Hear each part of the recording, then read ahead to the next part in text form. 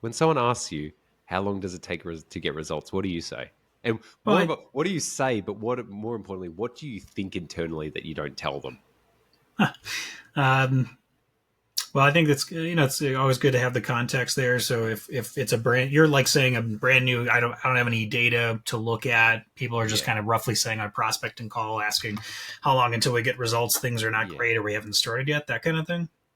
Well, yeah, that's definitely it because now when I think about it, it's kind of like a bit of a matrix of is it a new account or an established account? Yep. Is it new in e-commerce or established in e-commerce? Is it new lead generation? Is it old in lead generation? Like, do you have data? Do you not have data?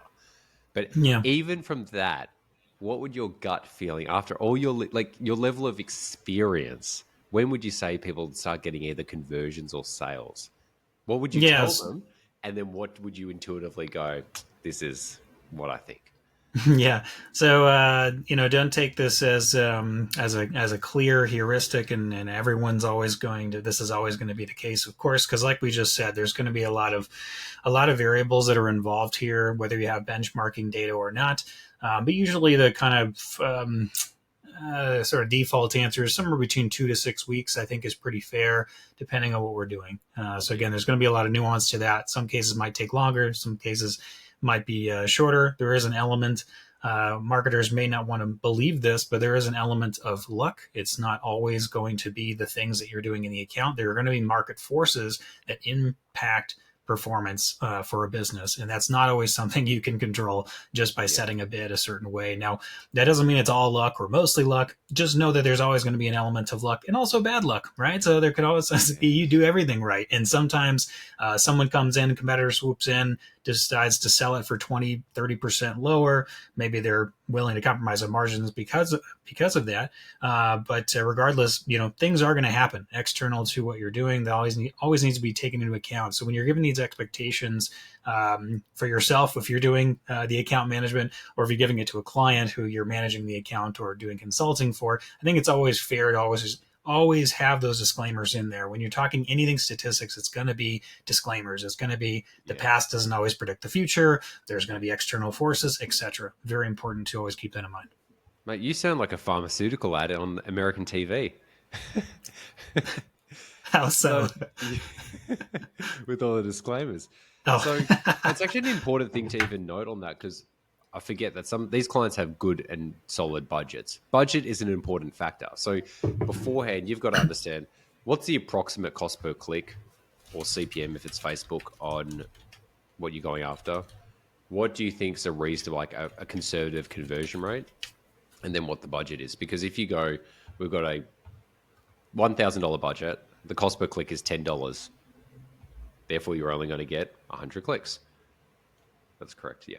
And sometimes when it's too simple, I'm like, all right, make sure you say the right just numbers. double check. 100 Yeah. clicks. But then if your conversion rate's 1%, you're only going to get one conversion versus the conversion rate's at 5%, you'll get five conversions. So even just knowing your budget, the average cost per click you can probably estimate before you work with a client, regardless of the industry.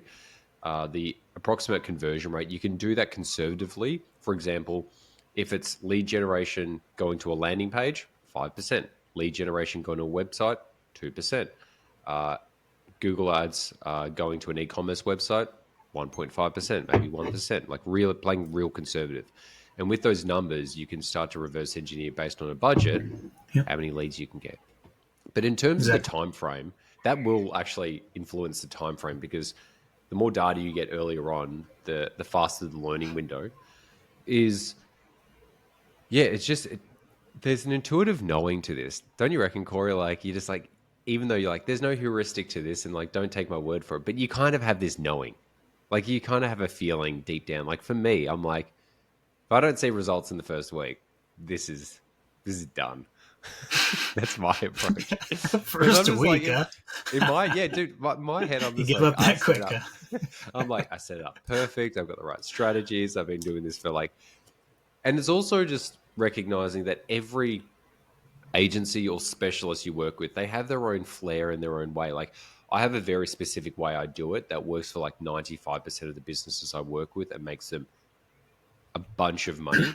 So if a business falls in that 5% of it not working, I'm just like, they're not the right fit for us. Because I'm used to winning. Because I couldn't make it work. Yeah. It's like, your business sucks because I couldn't make it work. Yeah, it's not my fault. It's your fault. Yeah. And that's the thing. It's also, that's an important thing as well. It's like, you've got to know what works for you and making most of your clients work. But if it's not working, you've also got to admit, just to go, I'm probably not the right person for this. Because if you're starting to go down different rabbit holes to solve one issue for one client when you've got all these other clients, it actually kind of tips the seesaw away from like the majority of your clients and serving them. And that's one way of putting it. And it's the same way as like if you have, let's just say you've got 9 clients or 10 clients, 9 of them are just great, really nice people, you're doing great work, and one's just complaining all the time. You naturally will spend more time on the complaining client. And it's the same with like if you're serving clients that you know you're not getting results for, you're actually like disservicing your own agency, because you might be trying to service someone whose business you just never will be able to help. You can't help, or the business is unhelpable. And yeah, that's just my opinion. I was just thinking real fast that that does happen, right? Where these agencies that I talk to, because they come to me for help because they just signed a really big account that has tons of data points. Yeah. There's high expectations because of the amount of spends, the amount of risk that the business is taking, and they're used to working with professionals. And not that the agency is unprofessional, but they do not have the systems in place to manage or plan or work with a client like that. Yeah. And so they come to me for the tips. But to your point, I almost think, why did you even take this client? Oh, right, because the money, right? But at the same time, it's what happens if you get lucky and then all of a sudden they start referring you a bunch of other big businesses that you can't handle? Eventually, the luck's going to run out. And I think that is a good point. Sometimes it's not in the best interest to take these huge clients if you don't really have experience with it. I mean, you have to start somewhere, but if you don't really have the systems in place, you don't have a data scientist on hand, you're going to really struggle to do well and to meet some of those high expectations.